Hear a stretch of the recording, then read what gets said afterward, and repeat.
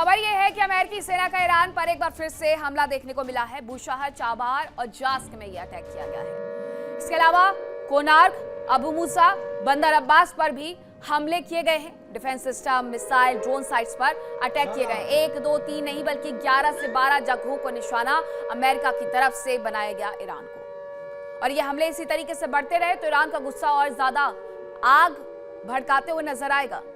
Bushahr, Chabahar, jacks, Konark, Abu मूसा, बंदर अब्बास, ये तमाम वो जगह हैं जहां पर अटैक किए गए हैं। वहीं अमेरिकी सेना के ईरान पर एयर स्ट्राइक भी देखने को मिली है और ये दक्षिण पूर्वी ईरान पर बमबारी की गई है। ये अमेरिकी सेना ईरान पर एयर स्ट्राइक कर रही है, लगातार एयर स्ट्राइक कर रही है। साउथ ईस्टर्न ईरान पर यह बमबारी की गई है, दक्षिण पूर्वी ईरान पर। इस दौरान अमेरिकी हमलों की तस्वीरें भी सामने आई हैं।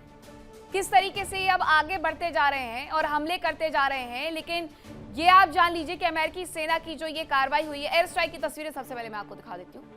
ये तस्वीरें हैं एयर स्ट्राइक की वजह से विस्फोट, धुआं और आग, बस यही पूरे ईरान में नजर आ रहा है जो ईरान को जला करके राख कर रहा है।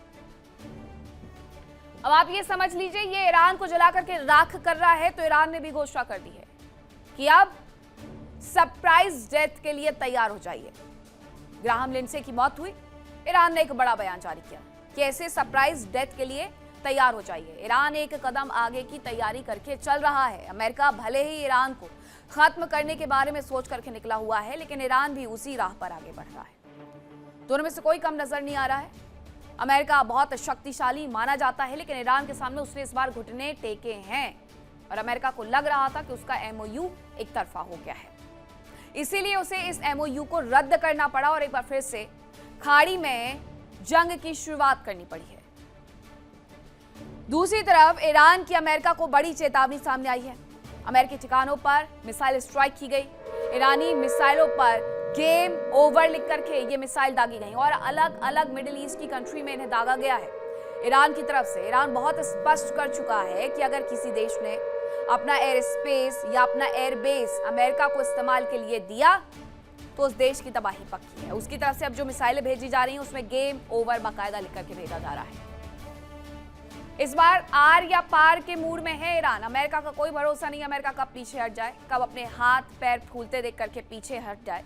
लेकिन ईरान बहुत क्लियर कह चुका है कि इस बार वो काम तमाम करेगा। ईरान ने अमेरिकी हमलों का भी जवाब दिया है। IRGC का बहरीन में जबरदस्त हमलों का दावा है। सैन्य ठिकानों पर मिसाइल और ड्रोन अटैक का दावा उसकी तरफ से किया गया। हथियार डिपो, कम्युनिकेशन सेंटर्स पर हमले का दावा उसने कर दिया। ये दो जानकारी आ रही है।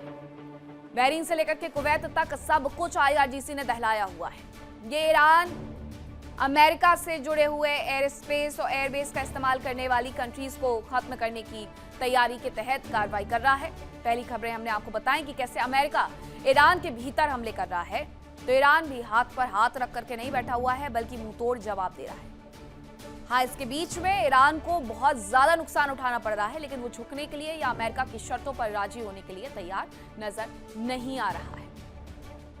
गेम ओवर लिख करके उसने मिसाइलें दाग दी हैं। कम्युनिकेशन सेंटर्स को बहरीन में वो निशाना बना रहा है। बहरीन से लेकर के कतर तक सब कुछ तबाह कर रहा है। लेकिन इन सब के बीच में एक जानकारी और आती है।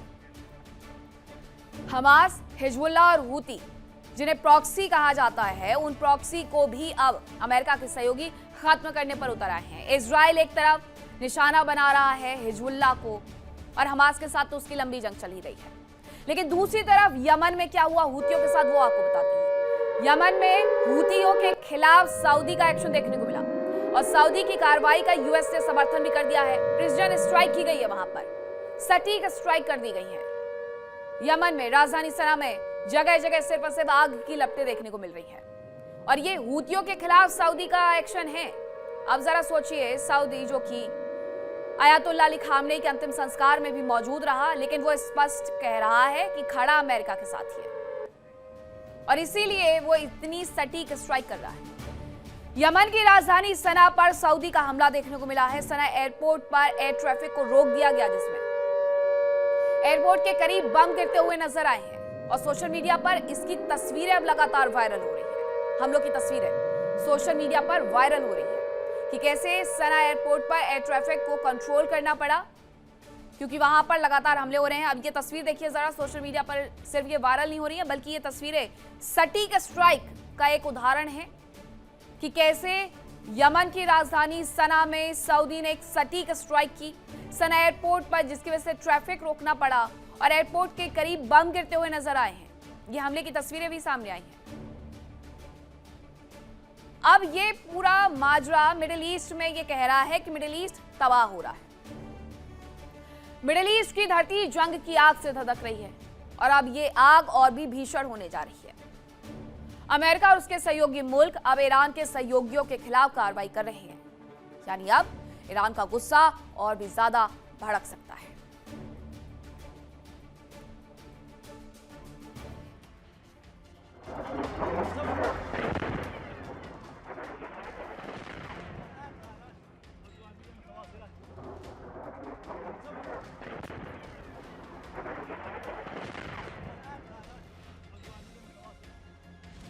यमन की धरती, सऊदी के बम। जी हां, अब तक ईरान पर अमेरिका बमबारी कर रहा था।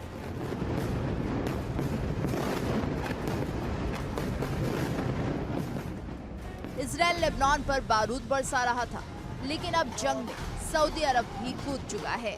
या यूं कह ले कि ईरान का गुस्सा भड़काने में अब सऊदी अरब भी अहम भूमिका निभाने जा रहा है।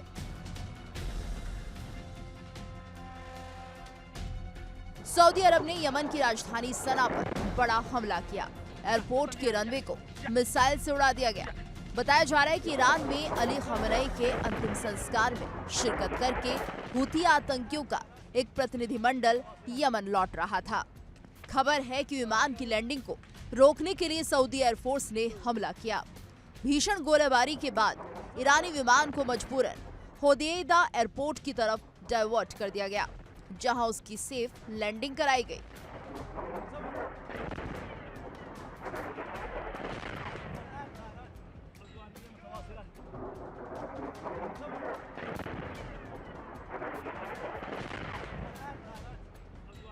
सऊदी एयरफोर्स के हमले का एक वीडियो सोशल मीडिया पर वायरल हो रहा है, जिसमें धमाकों की गूंज साफ सुनी जा सकती है।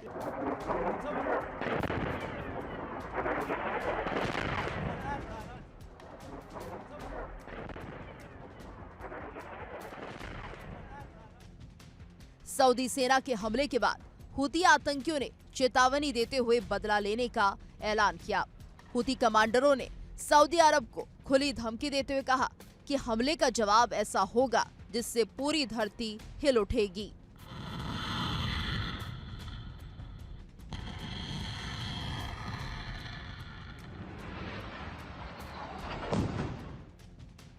सोशल मीडिया पर वायरल हुए वीडियो में साफ देखा जा सकता है कि आसमान से सऊदी अरब की मिसाइलें एयरपोर्ट के मुख्य रनवे से टकराती हैं। फिर एक के बाद एक कई भीषण धमाके होते हैं और आग का बड़ा गुबार उठता दिखता है।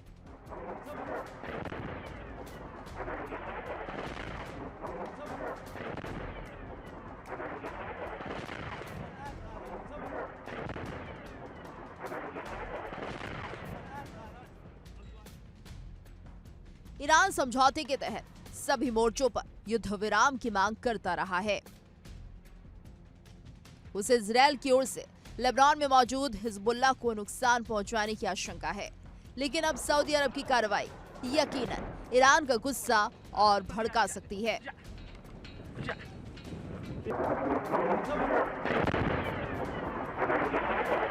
इधर अमेरिकी हमलों के जवाब में अब ईरान ने एक नया अभियान शुरू कर दिया है।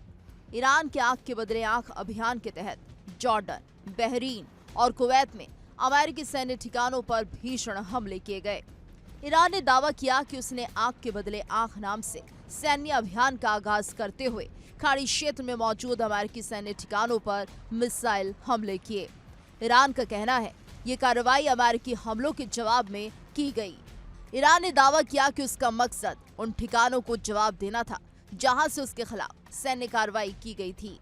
ईरान लंबे समय से कहता रहा है कि अगर उसकी सुरक्षा या उसके सैन्य ठिकानों पर हमला होगा तो वो जवाबी कार्रवाई करने से पीछे नहीं हटेगा। इसी नीति के तहत उसने पहले भी कई बार जवाबी कार्रवाई की घोषणा की। इस दावे के बाद मिडिल ईस्ट में तनाव फिर बढ़ गया है।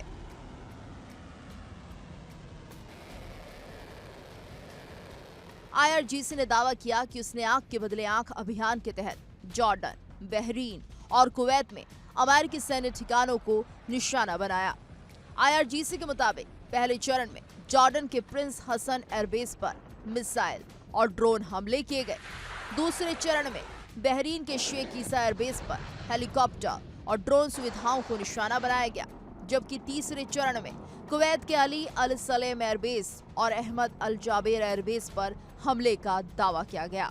सऊदी अरब की कार्रवाई के बाद खाड़ी में युद्ध की आग और भड़कने की आशंका जताई जा रही है, क्योंकि ईरान की असली ताकत उसकी मिसाइलें और ड्रोन तो हैं ही, उसके प्रॉक्सी संगठन भी उसके लिए बहुत मायने रखते हैं। यही वजह रही कि ईरान लगातार लेबनान में युद्ध विराम के लिए दबाव बनाता रहा है। ईरान ने समझौते के तहत सभी मोर्चों पर युद्ध विराम की मांग की। हालांकि इजरायल और लेबनान के बीच अलग से शांति समझौता हो गया, जिसके तहत हिजबुल्लाह को हथियार रखने को मजबूर करने की बात शामिल की गई। हालांकि हिजबुल्लाह ने समझौते को नकार दिया। ईरान की ओर से लेबनान में मौजूद हिजबुल्लाह, यमन में मौजूद हूती और इराक में मौजूद कताइब मिलिशिया को हथियार और समर्थन मिलता रहता है।